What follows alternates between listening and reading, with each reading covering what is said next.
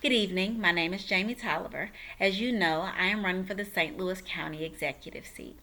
First and foremost, I want to say thank you. I feel very honored that you reached out to me and invited me to be a part of this conversation and to give me an opportunity to speak before the group to tell a little bit about myself, why it is I'm running, and how I feel about three of the very important issues that you all brought up.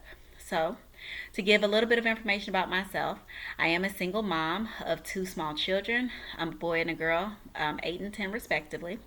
I currently hold 3 degrees in business and education, and I am a few short weeks away from having my doctorate in education leadership.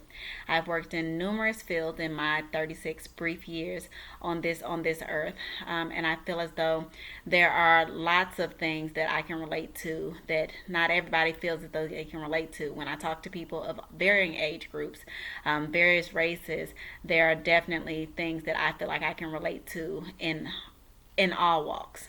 Why it is that I decided to run is because I feel like the same way that I feel like I can relate to a lot of people, I feel like there are a lot of politicians, be it locally or globally, that I do not always feel relate to the average person, myself particularly. And when I talk to people in groups, when I talk to people in nursing home and elderly living facilities, when I talk to people in schools, be it elementary schools, high schools, or colleges, I feel as though the voices feel unheard, and I absolutely want to be a voice for the voiceless. And I think that that is something that is invaluable when you are trying to lead a people.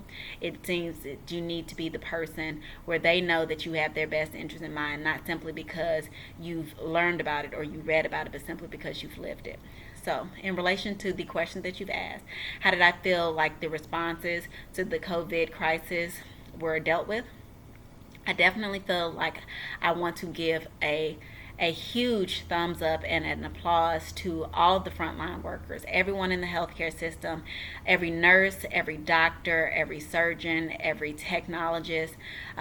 In the healthcare unit, I feel like they did a tremendous job responding to a pandemic that there was very little time to prepare for, that there was very little aid when they needed most, and when the information that was coming from the highest of the high, all the way at Washington, D.C., it was still conflicting and there was a lot of misinformation. I have said for many years, if I've said it once, I've said it 1,000 times, that the weapons of mass destruction in this country are miseducation.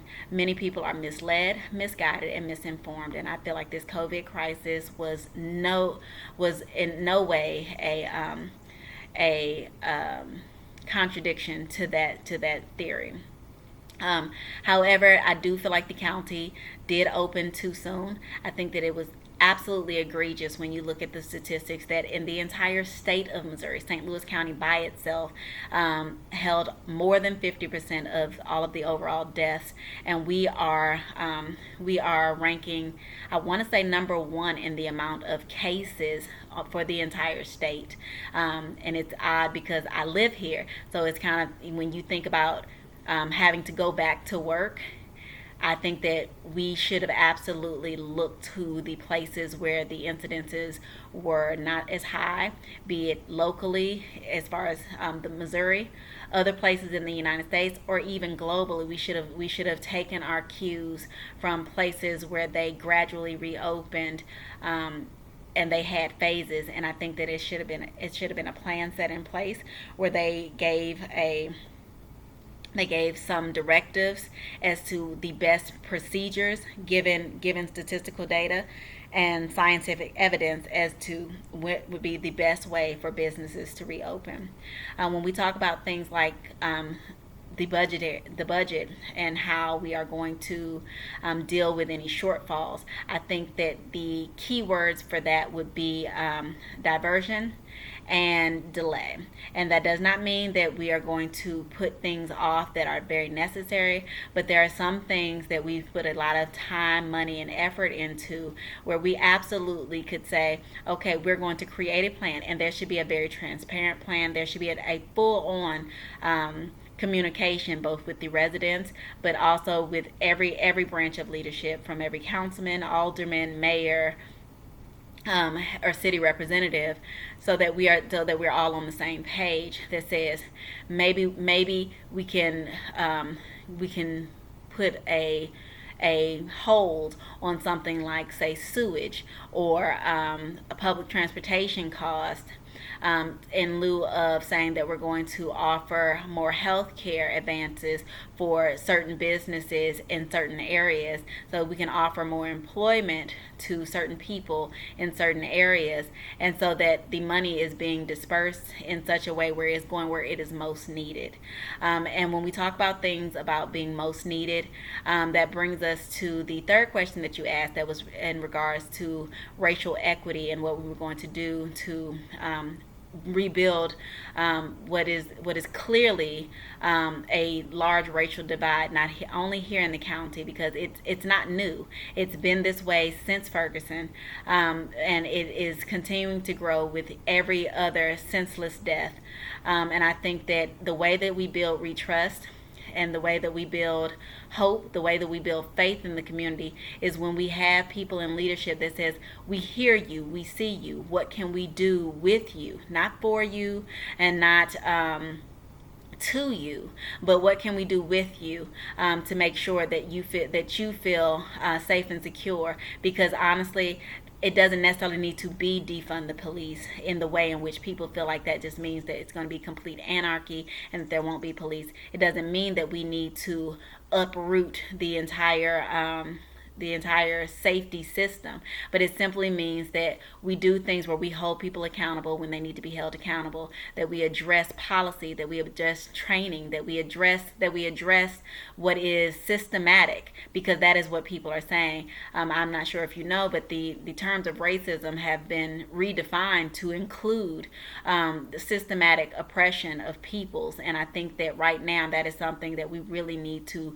take a very, very strong look at, and a very big stance on, because it's something that can't be ignored. At this point, we have ignored this systematic racism for far long enough, and that is why there is civil unrest. That is why there's distrust. That is why there are protests. That is why there are marches in the streets.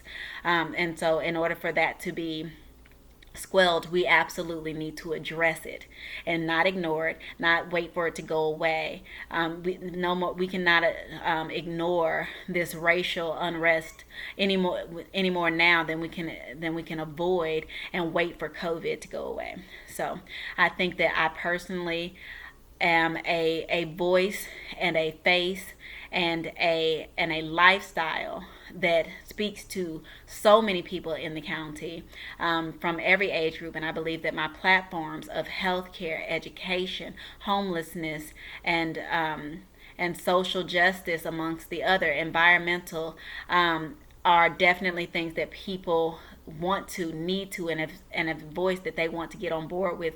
Primarily, it's not that I've taken a poll or that I've read a statistic or that I'm going by something that I have read or heard or seen on TV, but it's actually feet on the ground, talking to people, talking to aldermen, talking to councilmen, talking to mayors, talking to residents, talking to people that live here, and asking them very specifically, what do you need, what do you want, and how can the local government, how can St. Louis County Executive best help you? And I think that in and of itself is one of the very few things that I offer, that I cannot say that the other candidates in the race are able to offer. So again, thank you for your time. I see that I've gone over by a few minutes, so thank you for your time, and I look forward to speaking with you again soon.